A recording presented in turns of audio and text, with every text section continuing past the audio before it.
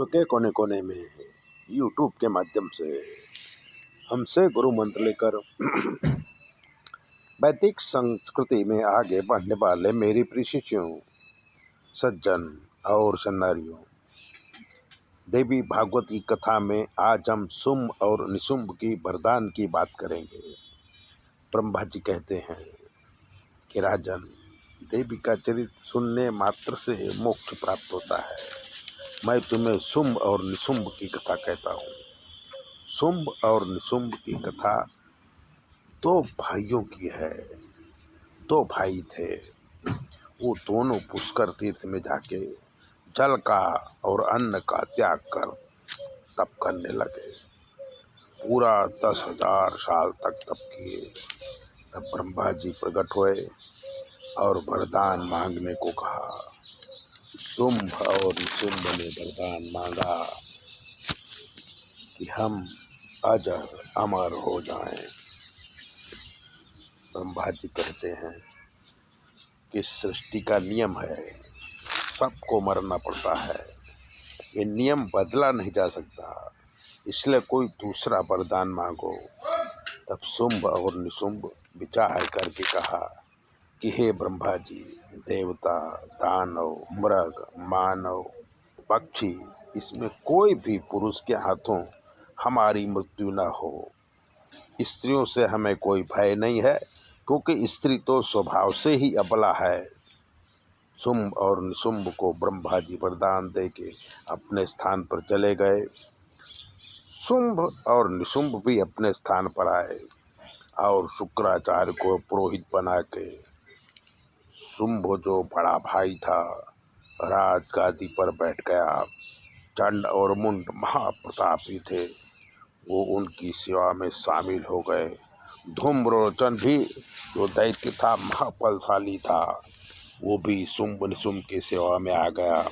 ऐसे ही रक्तबीज नाम का राक्षस, जिसके खून के एक बूंद से हजारों रक्तबीज पैदा होते थे, ऐसा बलशाली दैत्य भी शुंभ निशुंभ के पक्ष में आ गया। तब सभी दैत्य मिलकर अखिल भूमंडल पर अपना अधिकार कर लिया। उसके बाद शुंभ अपनी सेना के साथ इंद्रलोक में चढ़ाई किया और बलपूर्वक इंद्र की राजगादी छीन लिया। सूर्य और चंद्र को अपने अधीन कर लिया। मृत्यु के देवता यमराज को भी अपने अधीन कर लिया। सभी देवता डर के मारे स्वर्ग छोड़कर भाग गए। शुंभ और निशुंभ तीनों लोकों में राज करने लगे। पूरा 10,000 वर्ष तक राज किए। तब देवता लोग इकट्ठे होकर बृहस्पति के पास गए और कहा कि गुरुदेव, अब हम क्या करें, इसकी सलाह दीजिए। बृहस्पति जी बोले कि पूर्व काल में भगवती प्रकट होके महिषासुर का वध किया था। शुंभ निशुंभ की मृत्यु भी स्त्री के हाथों लिखी है, इसलिए आप लोग हिमालय में जाके भगवती को प्रसन्न करो, वही तुम्हारा कष्ट दूर करेंगी। तब सभी देवता हिमालय गए और भगवती की आराधना करने लगे। आराधना से प्रसन्न होकर भगवती प्रकट हुई और देवताओं से बोले कि तुम्हारी आराधना से मैं खुश होकर तुम्हें इच्छित वरदान देने आई हूँ, मांगो क्या चाहिए। तब देवता बोले कि शुंभ और निशुंभ हमारा राज छीन लिया है, हम आपकी शरण में हैं और हमारी रक्षा करो। देवी जी मुस्कुराने लगी और उनके विग्रह से एक देवी प्रकट हुई, जिनका नाम कौशिकी है। पार्वती के शरीर से कौशिकी निकली तो पार्वती जी का शरीर काला पड़ गया, तो वो कालिका के नाम से प्रसिद्ध हुए।